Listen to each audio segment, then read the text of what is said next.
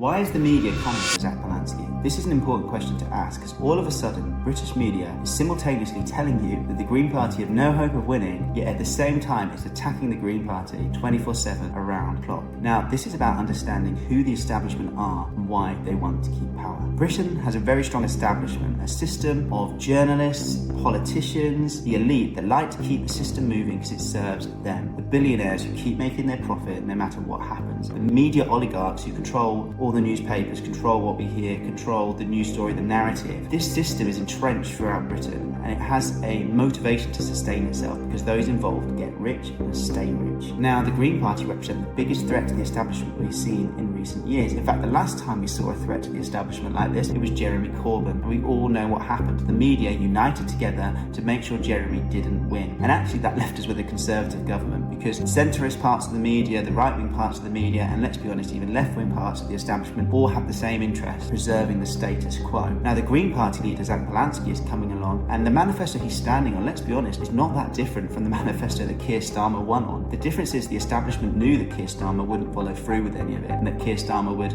appease the establishment at every turn, which he has done. And that is exactly why nothing is getting better. Everything is still getting worse, and despite being the most unpopular man and most unpopular leader Britain has had in ages, Keir Starmer remains in power at the time of recording. So that is why the establishment are going full gung-ho for Zack Polanski, but it's also because he is electable. Under Zack Polanski, the Green Party has gone from a small party of about 50,000 people to a massive party of like over 220, 230,000 people. It's the biggest Green Party in Europe and the fastest growing political party in the UK. This scares them because when we come together in unity, and this is the other thing about the Green Party, we're a combined party where we have a leadership made of a gay Jewish man, a working class Muslim man, and a middle class woman working together because we don't see the division that others see. We see people intentionally trying to divide us, and we're standing for unity. And when people come together, particularly the working classes, the middle classes, when we can come together to say no to the establishment, we can win, and that terrifies them. That is why we are seeing attacks around the clock on the Green Party, on Zack Polanski, but also we're seeing attacks ramp up against all minority groups. We're seeing transphobia, we are seeing racism, we're seeing anti-Semitism, we are seeing anti-migrant rhetoric at every turn to cause division, and you will see politicians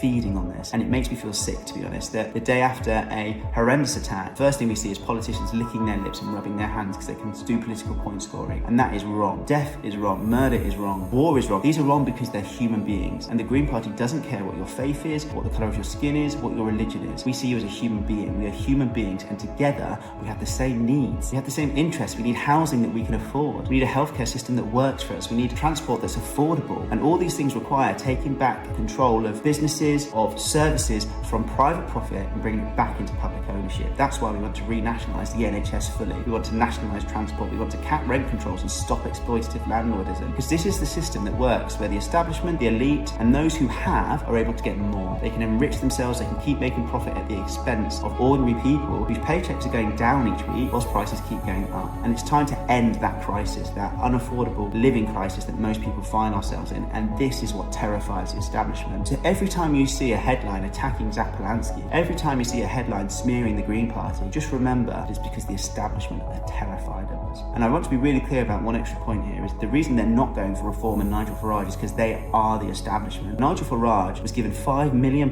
strings free apparently, no strings attached, before deciding to become an MP. He has gone to Davos at the behest of a foreign billionaire. He does everything at the behest of foreign billionaires. His leader for Wales was a Russian spy. Anything for money or power, Nigel Farage is there, and that is why over 90% of reforms money comes from big business and oil, who have no intention in stopping climate change, no intention of restoring social justice, no intention of redistributing wealth, because for them this system works. They profit when there is war. We've seen BP's profit double. They profit when there is division because they're able to keep power, and they profit when the climate burns because they can sell oil at a higher price. Reform UK are the establishment. So the biggest threat at the moment to the establishment is the Green Party, and it is Zack Polanski, and that is exactly why we need you to join the Green Party. We need you to vote Green, and we need to take power back.